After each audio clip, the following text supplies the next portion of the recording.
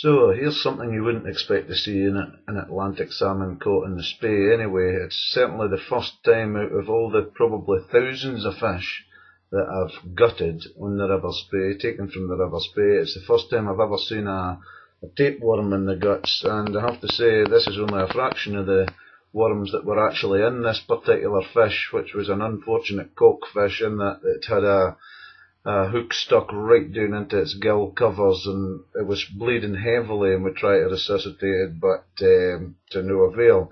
Anyway, we decided to keep this fish and barbecue it, maybe tomorrow.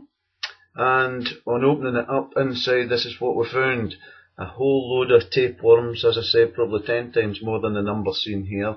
The one at the top there is probably about 8 inches long, and the one at the bottom, the very small one, when it's fully extended, is about an inch long, something like that. Here's the fish, a nice 9-pound cock salmon it was, caught in the middle of May.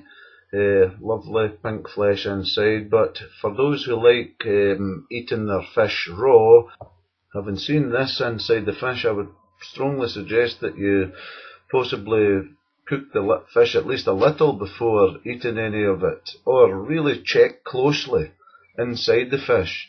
Interestingly, the guys that were fishing with me from the Tay and from the Eden have both seen parasites like this in Atlantic salmon before, so possibly that would suggest that wherever the fish that are coming out of those rivers are eating, they're picking up these things. But interestingly, they spoke about it only ever seeing this over the last 5 or 7 years. Prior to that, I'd certainly never ever seen such parasites, and wouldn't want to see parasites like this in salmon.